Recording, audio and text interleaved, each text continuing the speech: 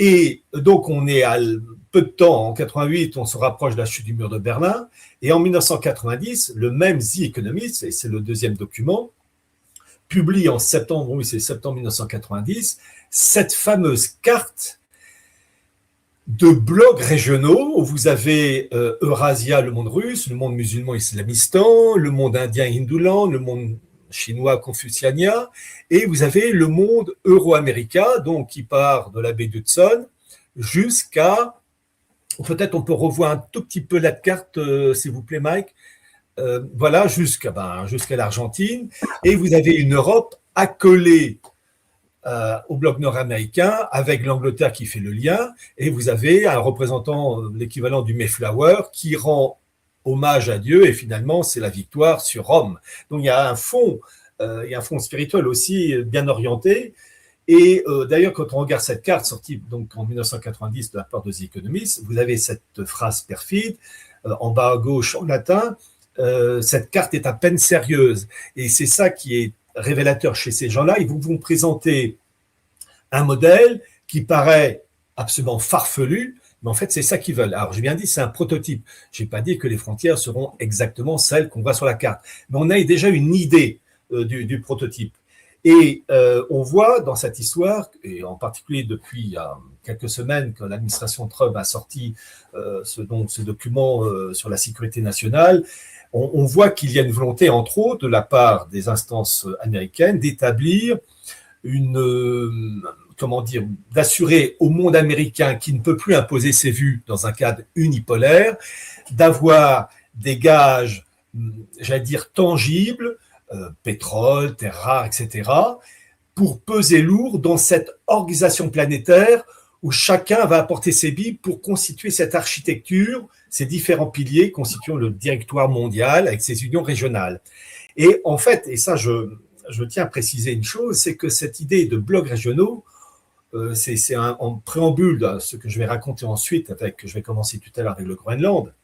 c'est que cette idée de gouvernance mondiale était déjà annoncée avec la Révolution française, avec l'expression République universelle, et vous avez le fameux Klotz, Anarchis Klotz, qui était le porte-parole de la Révolution, qui a sorti, le programme de la Révolution, où il dit qu'il faut mettre en place une République universelle, où il dit et l'Europe, et l'Amérique, et l'Asie, et l'Afrique, dans le cadre de la cité vaste et heureuse de Philadelphie, donc avec le fond ésotérique. Et donc, on a déjà ce programme qui, en fait, va être surtout lancé par le monde anglo-saxon au 19e siècle. Alors déjà, vous avez la fameuse doctrine Monroe, 1823, le président américain Monroe, qui dit qu'en gros, les Amériques, nord et sud, ça doit être uniquement sous influence américaine et l'Europe n'a pas le droit d'y mettre son nez. Mais il y a une chose qui va être révélateur, c'est que ces élites américaines du 19e et début 20e siècle montent en puissance, et il y a un livre qui est sorti en 1912 du conseiller intime du président Wilson, ce conseiller s'appelait le colonel House, Edward Mandell House, qui a sorti un livre en 1912. Et là, je tiens à préciser, c'est comme tous les cartes que je vous ai montrées de 1990 ou la couverture des économistes de 1988, bien comprendre, les internautes doivent bien comprendre que ces gens-là ne sont pas comme nous. Ils raisonnent à très, très long terme, plusieurs générations. Et en 1912, ce Colonel House, conseiller intime président Wilson, a sorti un bouquin qui est très moderne et que j'ai, qui est Philippe Dru, Administrator. C'est un roman, mais vous savez, le roman qui permet de faire passer bien des informations. Un peu comme 1984. Voilà. Et très, très moderne, vous allez comprendre pourquoi, qui explique l'histoire d'un dirigeant américain, d'un officier de West Point, l'équivalent du Saint-Cyr américain, qui met en place, qui établit un coup d'État aux États-Unis qui abolit la Constitution américaine. Et dans la situation actuelle avec Trump, on voit que la Constitution américaine est quand même chahutée de plus en plus. Et donc, cette histoire de Constitution américaine qui est mise à bas, et en fait, lui et ses collaborateurs, etc., vont essayer de mettre en place une gouvernance mondiale, un système économique qui aurait plu même à Karl Marx. C'est révélateur. C'est dans le bouquin, avec tout un réseau de surveillance. Et dans le chapitre 52 du livre, j'ai souligné en jaune,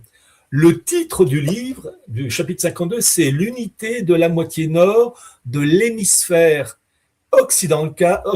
dans le cadre de la Nouvelle République. Et donc, en fait, c'est exactement ce que fait Trump en 2025, enfin 26 maintenant, nous sommes donc le